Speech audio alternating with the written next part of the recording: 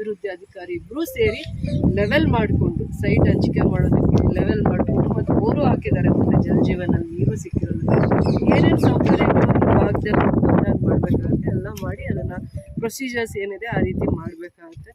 ಎಷ್ಟೋ ವರ್ಷಗಳಾದಮೇಲೆ ಇದೊಂದು ಈ ಒಂದು ಊರಲ್ಲಿ ನನಗೆ ನಿವೇಶನ ಹಂಚಿಕೆ ಮಾಡುವಂಥ ಜವಾಬ್ದಾರಿ ಭಾಳ ಕ್ರಮಬದ್ಧ.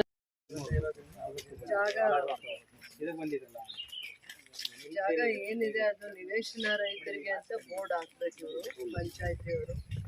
ಅದಾದಮೇಲೆ ಊರಲ್ಲಿ ಕೂಳೂರಲ್ಲಿ ಒಂದು ಇತಿಹಾಸನೇ ಇವರಿಗೆ.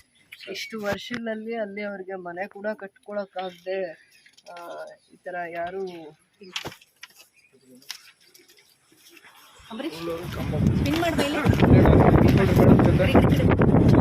ಬಂದರೆ ಆ ಕಡೆ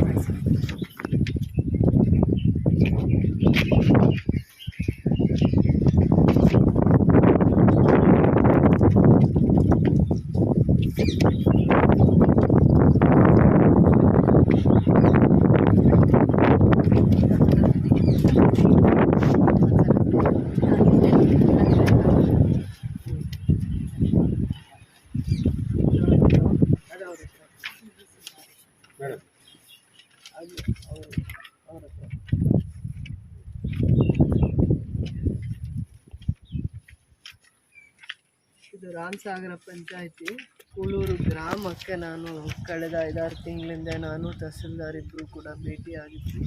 ಆ ಸಂದರ್ಭದಲ್ಲಿ ಸ್ಥಳೀಯವಾಗಿ ಬಹಳ ವರ್ಷಗಳಿಂದ ಅವರಿಗೆ ನಿವೇಶನವೂ ಇರಲಿಲ್ಲ, ಬೇರೆ ಏನೇನೋ ಕಾರಣಗಳಿಂದ ಅಲ್ಲಿ ಮನೆ ಕಟ್ಕೊಳ್ಳಿಕ್ಕೂ ಅವಕಾಶ ಆಗದೆ ಗುಡ್ಸ್ಲಿಗಿಂತ ಹೀನಾಯವಾಗಿರೋ ಪರಿಸ್ಥಿತಿಯಲ್ಲಿ ಕೆಲವೊಂದು ಕುಟುಂಬಗಳಿದ್ದು. ಆ ದಿನ ನಾವು ಮಾತು ಕೊಟ್ಬಿಟ್ಟು ಬಂದಿದ್ವಿ. ಯಾರೋ ಒಂದು ತಾಯಿ ಆಚೆ ಬಂದು ಹೇಳಿದ್ಲು, ನನ್ನ ಮಗಳಿಗೆ ಮದುವೆ ಮಾಡೋಕ್ಕಾಗ್ತಿಲ್ಲ, ನಂಗೆ ಮನೆ ಇಲ್ಲದೆ ಇರೋದ್ರಿಂದ, ನಮ್ಮ ಮಗಳನ್ನ ಯಾರೋ ಕೇಳಿ ಮದುವೆ ಮಾಡ್ಕೊಂಡು ಹೋಗ್ತಾ ಇಲ್ಲ, ಇಂಥ ಮನೇಲಿರೋ ಕಾರಣದಿಂದನೇ ನನ್ನ ಮಕ್ಕಳಿಗೆ ಏನೂ ಒಳ್ಳೇದು ಮಾಡೋಕ್ಕಾಗಲಿಲ್ಲ ಅಂತ. ಆ ದಿನ ನಾವಿಬ್ಬರು ಯೋಚನೆ ಮಾಡಿಕೊಂಡು ಹೋಗಿ ಸರ್ಕಾರದ ಜಾಗ ಎಲ್ಲಿದೆ ಅಂತೆಲ್ಲ ಹುಡ್ಕಿದ್ವಿ. ಸ್ವಲ್ಪ ಊರಿಂದ ದೂರ ಸ್ಮಶಾನ, ಆಮೇಲೆ ಕೆರೆ ಹತ್ತತ್ರ ದೂರ, ಊರಿಂದ ಜಾಸ್ತಿ ದೂರ ಇರುವಂಥ ಜಾಗಗಳೇ ಕಾಣಿಸಿದ್ವು. ಅದು ಅಷ್ಟು ಯೋಗ್ಯ ಅಲ್ಲ ಅಂತ ನಮ್ಮ ಮನಸ್ಸಿಗೂ ಅನ್ನಿಸ್ತು. ಊರಲ್ಲಿದ್ದವ್ರನ್ನ ಸ್ವಲ್ಪ ದೂರ ಯಾಕೆ ವಾಸ ಮಾಡೋದಕ್ಕೆ ಅವ್ರನ್ನೇ ಸಪ್ರೇಟಾಗಿ ತೊಗೊಂಡೋಗಿ ಅವ್ರನ್ನ ಇದು ಮಾಡಬೇಕು ಅಂತ. ಅದಾದಮೇಲೆ ಸರ್ಕಾರದ್ದು ಜಾಗ ಹುಡುಕಿದಾಗ 2 ಊರು ಮಧ್ಯ ಸಿಕ್ಕಿದೆ. ಕೂಳೂರು ಮತ್ತು ಕಂಬಂಪಲ್ಲಿ ಮಧ್ಯ ಜಾಗ ಸಿಕ್ಕಿದೆ. 2 ಎಕರೆ ಸಿಕ್ಕಿದೆ. 2 ಎಕರೆ 8 ಗುಂಟೆ ಜಾಗ ಸಿಕ್ಕಿದೆ. ಇದನ್ನು ವಿಶೇಷವಾಗಿ ಆ ಕುಟುಂಬದವ್ರಿಗೆ ಯಾರು ನೊಂದಿದ್ದಾರೆ, ಕಷ್ಟ ಬಿದ್ದಿದ್ದಾರೆ, ಈವರೆಗೂ ಪಂಚಾಯತಿ ಹತ್ರ ಬಂದರು, ರೆವಿನ್ಯೂ ಅವ್ರ ಹತ್ರ ಬಂದರು, ನಮ್ಮ ಹತ್ರ ಶಾಸಕರ ಹತ್ರ ಬಂದರು, ತಹಸೀಲ್ದಾರ್ ಹತ್ರ ಹೋದರು. ಇಷ್ಟು ವರ್ಷಗಳ ಕಾಲ ಒಂದು ನಿವೇಶನ ಕೂಡ ತಗೊಳಕ್ಕಾಗದೆ ನೊಂದಿರುವಂಥ ಕುಟುಂಬಗಳಿಗೋಸ್ಕರ ಮೊದಲನೇ ಆದ್ಯತೆಯಲ್ಲಿ ಅವ್ರಿಗೆ ಸೈಟನ್ನು ನಿವೇಶನ ಹಂಚಿಕೆ ಮಾಡಬೇಕು. ಅದಕ್ಕೆ ಆದ ರೀತಿಯಲ್ಲಿ ಅಧ್ಯಕ್ಷರು ಪಂಚಾಯತಿ ಅಧ್ಯಕ್ಷರಿಗೆ ವಾರ್ಡ್ ಸಭೆ ಮಾಡಿ ಆ ಊರಿನಲ್ಲಿ ಎಷ್ಟು ಜನ ನಿವೇಶನ ರೈತರಿದ್ದಾರೆ ಅಂತ ಪಟ್ಟಿ ಮಾಡೋಕ್ಕೆ ಹೇಳಿದ್ವಿ. ಅವೆಲ್ಲ ಮಾನದಂಡಗಳನ್ನು ಮಾಡಿ, ಏನು ಸರ್ಕಾರದ್ದು ಮತ್ತು ನಿವೇಶನ ಹಂಚಿಕೆ ಮಾಡಲಿಕ್ಕೆ ಏನೇನು ಮಾನದಂಡಗಳಿರುತ್ತೆ ಅವನ್ನೆಲ್ಲನೂ ಮಾಡಿ ಆದ್ಯತೆ ಮೇರೆಗೆ ಆ ಕುಟುಂಬಗಳಿಗೆ ಯಾರು ಇಷ್ಟು ದಿನ ನೊಂದಿದ್ದಾರೆ ಆ ಕುಟುಂಬಗಳಿಗೆ ಸೈಟ್ ಕೊಡಬೇಕಾಗತ್ತೆ. ಯಾವುದೋ ಒಂದು ದೇವಸ್ಥಾನಕ್ಕೆ ಬಂದೆ, ಅವರು 1 ಕೋಟಿ ರೂಪಾಯಲ್ಲಿ ಒಂದು ಊರವ್ರ ದೇವಸ್ಥಾನ ಕಟ್ಟಿದ್ರು, ಪೂಜೆಗೆ ಹೋಗಿದ್ವಿ. ನೀವು ಪೂಜೆಗೆ ಕರೆದ್ರೆ ಬರ್ತೀರಾ? ನಮ್ಮ ಮನೆ ನೋಡಿ ಯಾವ ಪರಿಸ್ಥಿತಿಯಲ್ಲಿದೆ, ನಮ್ಮ ಮನೆಯಲ್ಲಿ ಒಬ್ಬರು ನೀರು ಕುಡಿಯೋಕ್ಕೂ ಒಳಗಡೆ ಬರಲ್ಲ, ನಮ್ಮ ಮಕ್ಕಳನ್ನ ಮದುವೆ ಆಗ್ತಾರ ಅಂತ ಒಂದು ತಾಯಿ ಭಾಳ ನೋವಿಂದ ಹೇಳಿದ್ದು. ನನ್ನ ಮನಸ್ಸಿಗೆ ಯಾಕೋ ತುಂಬ ಕಷ್ಟ ಆಯಿತು.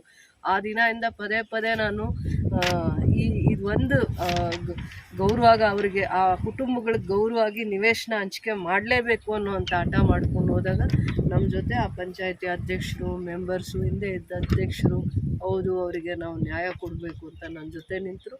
ರೆವಿನ್ಯೂ ಡಿಪಾರ್ಟ್ಮೆಂಟು, ಪಂಚಾಯತಿ ಇಒ ಆದಿಯಾಗಿ ನಾವೆಲ್ಲ ಸೇರಿ ಇದನ್ನು ಕೆಲಸ ಮಾಡಿದ್ದೀವಿ. ಎಲ್ಲರದು ಶ್ರಮ ಇದೆ. ನಾವು ಜಾಗ ಹುಡುಕಬೇಕು ಅಂದಾಗ ರೆವಿನ್ಯೂ ಡಿಪಾರ್ಟ್ಮೆಂಟ್ ಹುಡ್ಕೋ ಅಂಥದ್ದು ತುಂಬ ಎಲ್ಲಿದೆ, ಏನು ಸರ್ಕಾರದ ಜಾಗ ಎಲ್ಲಿದೆ ಅಥವಾ ಗ್ರಾಮ ಠಾಣಾ ಜಾಗ ಎಲ್ಲಿದೆ, ತುಂಬ ಕಷ್ಟ ಹುಡುಕಿ ಅದನ್ನು ಇವತ್ತು DC ಹಂತದಲ್ಲಿ ಅದನ್ನು ಆದೇಶ ಮಾಡಿಸ್ಕೊಂಡು ಬರುವಂಥ ಎಲ್ಲ ಪ್ರೊಸೀಜರ್ಸ್ ಆಗಿದೆ. ನಾವಿವತ್ತು ಈ ಜಾಗನ ಇಒ ಅವರಿಗೆ ಹಸ್ತಾಂತರ ಮಾಡ್ತೀವಿ. ಅದಾದಮೇಲೆ ಇವರು ಈ ಜಾಗನ ಲೆವೆಲ್ ಮಾಡಿಕೊಂಡು ಮತ್ತು ಇದನ್ನು ಸೈಟ್ಸ್ಗೆಲ್ಲ ಹೇಗೆ ಹಂಚಿಕೆ ಮಾಡೋದಕ್ಕೆ ಮೂಲಭೂತ ಸೌಕರ್ಯ ಕೊಡಬೇಕಾದ್ರೂ ಪಂಚಾಯತಿ ಹಂತದಲ್ಲಿ ಇಒ ಮತ್ತು ಪಂಚಾಯತಿ ಯಾವುದು ಇಲ್ಲಿ ಪಂಚಾಯತಿ ಇರುತ್ತೆ ಅದು ಈಗ ಇವರು ಪಂಚಾಯತಿಗೆ ಹಕ್ಕಿರುತ್ತೆ, ಸರ್ಕಾರದ ಜಾಗ ಎಲ್ಲಿದ್ರು ಹಕ್ಕಿರುತ್ತೆ ಕೇಳಕ್ಕೆ.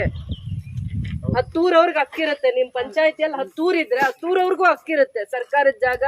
ನಾವು 50 ವರ್ಷದಿಂದ ಈ ಪಂಚಾಯತಿಯಲ್ಲಿ ಇದ್ದೀವಿ, ಮನೆ ಇಲ್ಲ, ನಾವು ಸ್ವಂತ ಮನೆ ಕಟ್ಕೋಬೇಕು, ನಮಗೆ ಜಾಗ ಕೊಡಿ ಅಂತ ಕೇಳಕ್ಕೆ ಹಕ್ಕಿರುತ್ತೆ. ಅವ್ರಿಗೋಸ್ಕರ ಆ ಜಾಗ, ಇನ್ನೇನು ತಕರಾರು ಏನೂ ಇಲ್ಲ. ಯೋಗ್ಯವಾಗಿರೋ ಜಾಗ ಸಿಕ್ಕಿದೆ, ಯಾರ್ಯಾರಿಗಿಲ್ಲ ಅವೆಲ್ಲ ಅರ್ಹರಿರುವಂಥ ಎಲ್ಲರನ್ನೂ ಕನ್ಸಿಡರ್ ಮಾಡ್ತೀವಿ. ಏನು ಭೇದ ಭಾವ ಮಾಡಲ್ಲ, ರಿಸ್ಟ್ರಿಕ್ಷನ್ಸು ಇಲ್ಲ. ತುಂಬ ಜನಕ್ಕೆ ಅವಕಾಶ ಮಾಡ್ಬೋದು. ತುಂಬ ಜಾಗ ಇದೆ. ಶೆಡ್ ಕಟ್ಕೊಂಡಿದ್ದಾರೆ, ಅದು ಮಾಹಿತಿ ಕೊಡಿ. 2 ದಿನದಲ್ಲಿ ರಿಪೋರ್ಟ್ ಕೊಡಿ, 2 ದಿನದಲ್ಲಿ. ಆಮೇಲೆ ಇವರಿಗೆ ಖಾಲಿ ಜಾಗ ಇದೆ ಅಂತ ಇದಾರಲ್ಲ, ಇವರಿಗೆ ಊರಲ್ಲಿ ಇನ್ಯಾವುದು ಮನೆ ಜಾಗ ಏನೂ ಸೌಕರ್ಯ ಇಲ್ಲ. ಆ ಜಾಗನೇ ಇವರಿಗೆ ಇರೋದು ಅಂತಂದ್ರೆ ಅದೊಂದೇ ಜಾಗ. ಮನೆ ಕಟ್ಕೊಳ್ಳೋದಿಕ್ಕೆ ಶೆಡ್ ಕಟ್ಕೊಳ್ಳೋಕಿದೆ ಅಂದ್ರೆ ಅವತ್ತು ಅವ್ರ ಆದ್ಯತೆ ನೋಡೋಣ. ಊರಲ್ಲಿ ಮನೆ ಇದೆ, ಊರಲ್ಲಿ ಬೇರೆ ಜಾಗ ಇದೆ, ಜಮೀನಿದೆ, ಅದು ಇಟ್ಕೋತೀನಿ ಅಂದ್ರೆ ಇಲ್ಲ.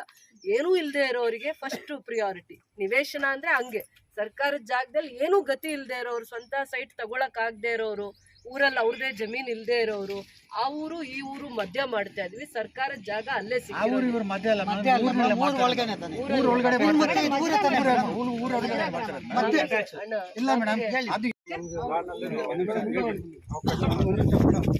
ಇಒ ಆಫೀಸ್ಗೆ ಹಸ್ತಾಂತರ ಮಾಡಾದ್ಮೇಲೆ ಜಾಸ್ತಿ ಸಮಯ ಕಾಲಾವಕಾಶ ತಗೊಳ್ದೆ ನಿಮ್ಮ ಕೆಲಸ ಲೆವೆಲ್ ಮಾಡಿಸ್ಕೊಳ್ಳೋದು, ಮತ್ತೆ ಊರು ಅವ್ರಿಗೆ ರಸ್ತೆ ಹೇಗಿರಬೇಕು, ಮತ್ತು ಯಾವ ಮೂಲೆಯಿಂದ ನಾವು ಕೊಡ್ಬೋದು ಅಂದರೆ ಇಷ್ಟು ಜಾಗ ಬೇಕಾಗ್ದೇನೂ ಆಗ್ಬೋದು.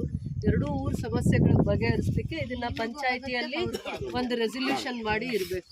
2 ಊರಿಗೆ 1 ನಿಮಿಷ ಮಾತಾಡ್ತೀವಿ. ಸುಮಾರು ಒಂದು 10 ಮನೆಯವರು, ಏನಕ್ಕೂ ಯಾವ ಮನೆಯವ್ರಿಗೂ ತೊಂದರೆ ಇಲ್ಲ. ನೀವು ಈಗ ಸಮಾಧಾನ ಇರಿ, 1 ನಿಮಿಷ ನೀವು ಇರಿ, ನೀವಿರಿ. 100 ವರ್ಷದಿಂದ ನಾವು ಹೇಳ್ಬೇಕಲ್ಲ. ಆಯ್ತಪ್ಪ, ನಮ್ದು 1 ನಿಮಿಷ.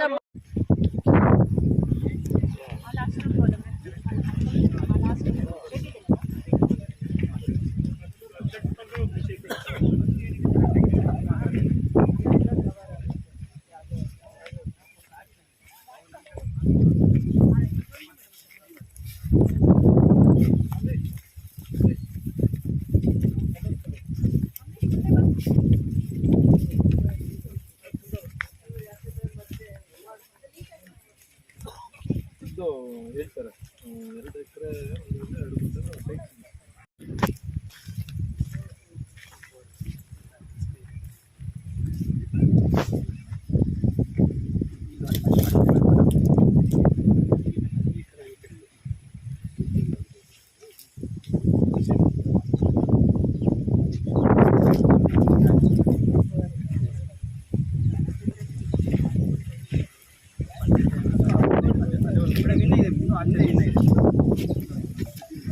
ಮತ್ತೆ ಈ ಮರ ಇದು 2 ಪಾಯಿಂಟ್ ಇದೆ.